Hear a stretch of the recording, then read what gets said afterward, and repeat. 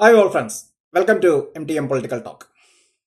നമ്മൾ ഇന്നൊരു വ്യത്യസ്തമായ ടോക്കാണ് ചർച്ച ചെയ്യുന്നത്.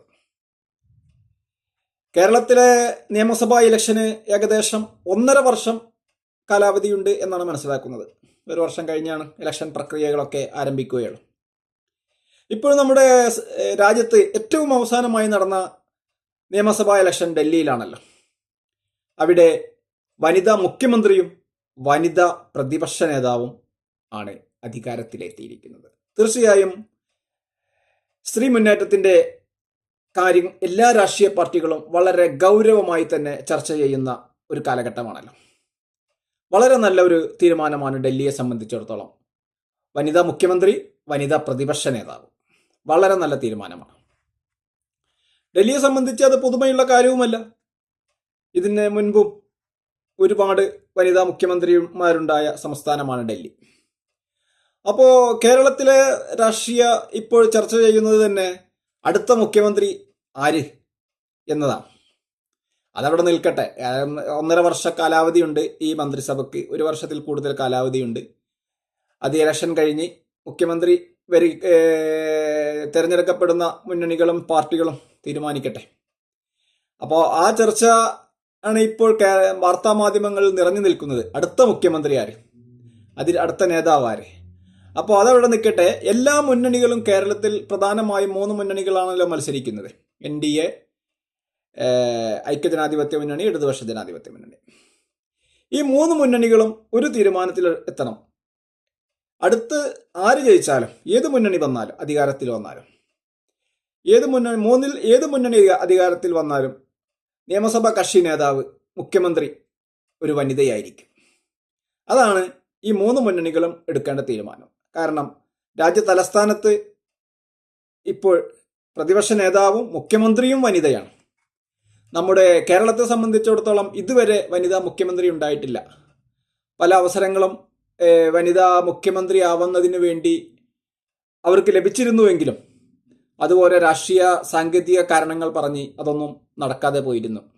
ഇതിനു മുൻപ് 2-3 അവസരങ്ങൾ അത് വനിതാ മുഖ്യമന്ത്രിമാർക്ക് ലഭിക്കാൻ സാധ്യതയുള്ള സമയങ്ങളുണ്ടായിരുന്നു. എങ്കിലും ഓരോ രാഷ്ട്രീയ കാരണങ്ങൾ പറഞ്ഞ് അത് നടക്കാതെ പോയി.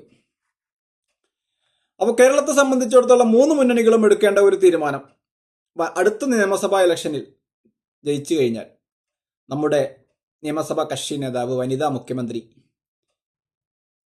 ആയിരിക്കും. അത് ആളെ തീരുമാനിക്കണമെന്നില്ല, പക്ഷേ വനിതയായിരിക്കും കേരളത്തിന്റെ മുഖ്യമന്ത്രി എന്ന ഒരു തീരുമാനത്തിലെത്തുക.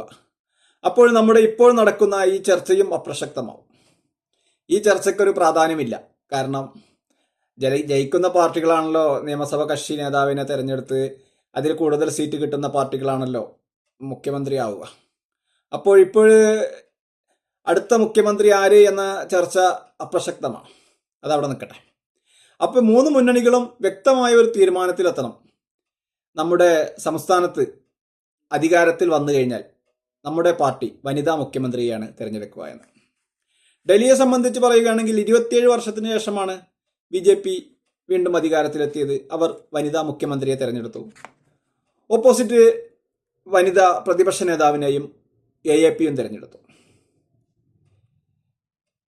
ഇതുവരെ വനിതാ മുഖ്യമന്ത്രിമാരെ തീരുമാനിച്ച പാർട്ടികൾ നോക്കുകയാണെങ്കിൽ കോൺഗ്രസ് പാർട്ടി, BJP, അണ്ണാ DMK, AAP, RJD, JKP-DP, MGP, BSP, Trinamool Congress, ഇപ്പോൾ നിലവിലുള്ള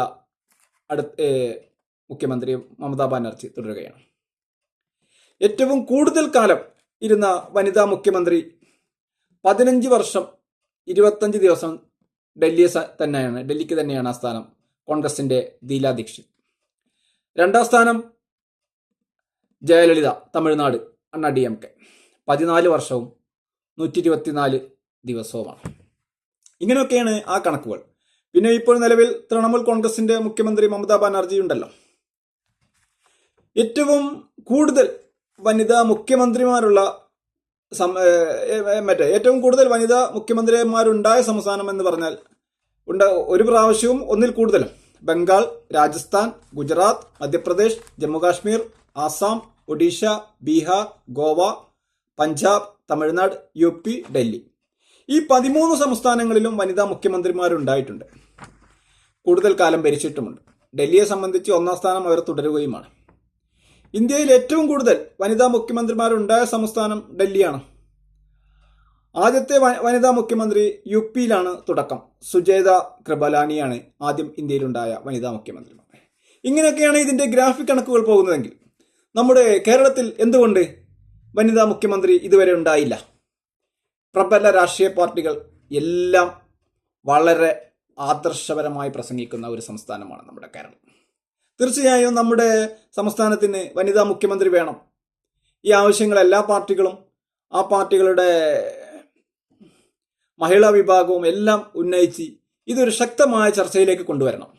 തീർച്ചയായും കേരളത്തിന് അടുത്ത നിയമസഭാ ഇലക്ഷനിൽ ഒരു വനിതാ മുഖ്യമന്ത്രിയെ നമുക്ക് പ്രതീക്ഷിക്കാം. എല്ലാവരും അതിനുവേണ്ടി സമ്മർദ്ദം ചെലുത്തും എന്ന പ്രതീക്ഷയിൽ ഈ വീഡിയോ നിർത്തുകയാണ്.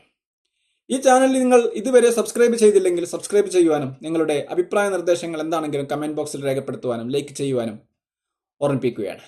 മറ്റൊരു വിഷയവുമായി എത്രയും പെട്ടെന്ന് ഓടിയെത്താം. നന്ദി, നമസ്കാരം.